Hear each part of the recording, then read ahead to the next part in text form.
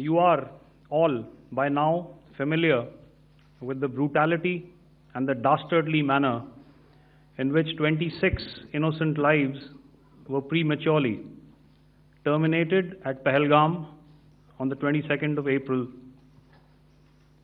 When you combine those horrific scenes and the pain of the families that the nation witnessed with numerous other recent terrorist strikes on our armed forces and defenseless civilians, we knew that the time had arrived to make yet another compelling statement of our resolve as a nation.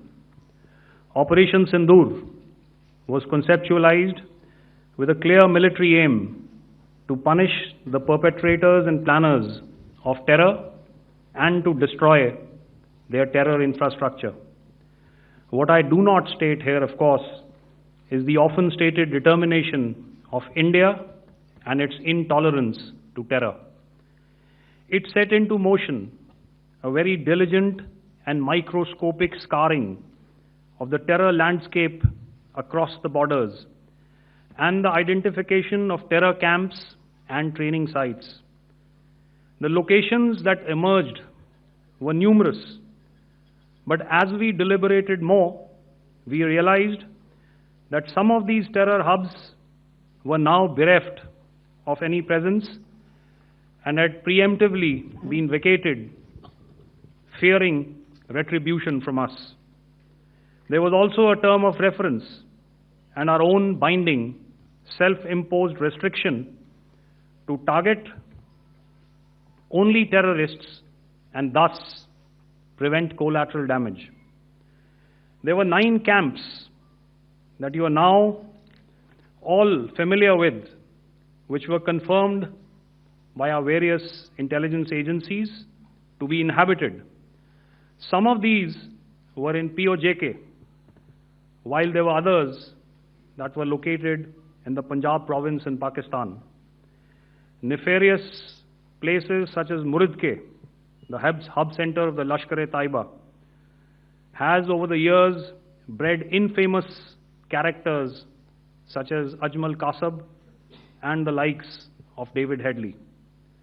What followed was a careful scrutiny of each of these sinister locations, their layout, configuration, even the type of construction in each structure, and the terrain obtained around these. This was with an obvious intent to deduce and identify the exact vector that was required for their neutralization, as also the eyes in the sky that we would send up to ensure that we brought back evidence that we had indeed targeted what we set out to. The precise images of these engagements on that fateful and historical night have already been showcased during the first press statement on the 7th of May that was helmed by our Foreign Secretary. I have no doubt in my mind that we achieved total surprise, and those strikes across those 9 terror hubs left more than 100 terrorists killed, including high-value targets such as Yusuf Azhar, Abdul Malik Rauf, and Mudassir Ahmed that were involved in the hijack of IC-814 and the Pulwama blast. The line of control was also violated soon after by Pakistan, and the erratic and rattled response of our enemy was apparent from the number of civilians, inhabited villages, and religious sites such as Gurudwaras that were unfortunately hit by them, leading to a sad loss of lives. The Indian Air Force played a major part in these strikes by engaging some of these camps, and the Indian Navy provided wherewithal in terms of precision munitions. The Indian Air Force obviously had their assets up in the sky, and I will here request Air Marshal Bharti, the Director General of Air Operations, to detail for you the methodology that the men in blue adopted to successfully manifest this mission. Thank you, Rajiv. A very good evening, ladies and gentlemen. It indeed is a difficult time that we have to come here like this and brief you. We could have done without this, but we had no choice. As the DGMO has detailed, the event was precipitated by the dastardly act at Pahalgaon. The sequence of events have already been detailed. We carefully selected the targets, and out of the 9 selected targets, the target systems that were given to the Indian Air Force were the notorious training camps at Bhavalpur and Muridke, these being further from the international boundary. Through critical target system analysis, we analyzed what was to be done to annihilate these targets and plan to engage these targets with precision air-to-surface guided munitions so as to avoid collateral damage. The modalities of planning process I will not go through at this instant. However, what I would like to show you is the results that we achieved through our targeted airstrikes. Could I have the second slide, please?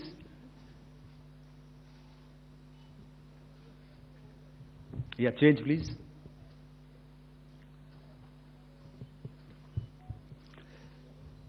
Okay. This is what the terror infra at Muridke looks like. If you see, north is as indicated, and to the right is east, where the international boundary lies. Could we have the next slide, please?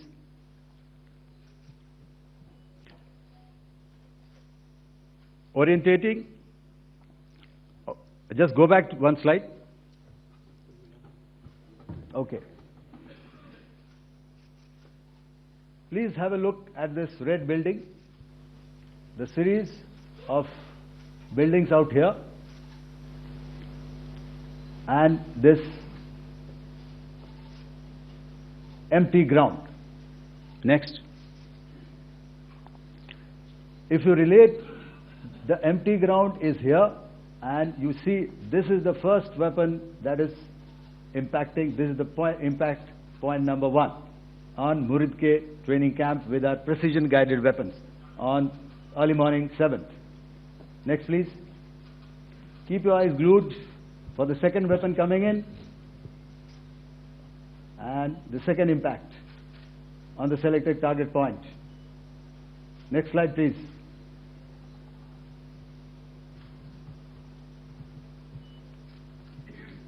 Third weapon, third impact. Continue. And fourth weapon, fourth impact. So through these targeted and precision targeting, we addressed the target at Muridke, which was the terrain infrastructure. Can you hear me? All right. Okay, I'll come closer to the mic. Now we go to the next target, which is the Bhavalpur training camp. Next slide, please. Okay, just wait. So the effect, if you see, the impact point, if I can point out, this is the impact point. The ammunition has gone through the roof and it has created a blast inside, the photographs of which you would have, all of you would have seen. And the red building, after that there was this double-story building. It has been completely decimated by our precision targeting. Next, please. The target system, which was in the north, a series of buildings. I will show you how it looked. Next. Completely destroyed. by our precision targeting. Next. Now coming to Bhavalpur, this is the target complex that we are dealing with, a fairly large target complex. So we had to carefully choose the points that we needed to address, which were high value and which would meet our stated objectives of eliminating the terrorists. I would like to draw your attention to this red canopy, and in relation to that, I would cover the targets. One target system is a series of buildings here, other one here, and other one out here. Next slide, please. This is how it looked before, and this is how the building looked after the impact of the weapon. And orientation in relation to this red canopy, you can see here. Next, please. Before, next, and after. The roofs have completely collapsed. Next. This is the target system. Next. Precision targeting, and we have achieved our objectives here. Next. All right. So that was what we did on the 7th. Our objective was to address these two terrorist camps, and that we did with precision. And thereafter, we maintained a robust air defense posture, because remember, our objective was to target the terrorists and terrorist infrastructure, not any other infrastructure, not the Pakistani military, not the Pakistani any other infrastructure. So that is what we have maintained on the 7th of May. However, what we saw in the evening of 7th of May, we were saturated with a raid of Pakistani unmanned aerial vehicles and small drones. And these came in waves in our civilian areas, over our military installations, and all of them were successfully intercepted. Few of them did manage to land. However, there was not much damage that they did. And we have our robust counter-US hard kill and soft kill systems which did the job. However, the difference here was that we had targeted the terrorists. The adversary now has targeted our civilians and the military infrastructure. So it had to be responded to. So in a quick and calibrated response, that very night, we struck their radar installations at Lahore and close to Gujranwala, the LYT installation, to indicate to him that we are ready, yet we do not want to escalate. Our fight was with the terrorists and not with the Pakistani military establishment. 22nd April, the Indian Navy's Carrier Battle Group, surface forces, submarines and aviation assets were immediately deployed at sea with full combat readiness in concert with the Joint Operation Plan of the Indian Defence Forces. You may be aware that we tested and refined tactics and procedures at sea during multiple weapon firings in the Arabian Sea within 96 hours of the terrorist attack.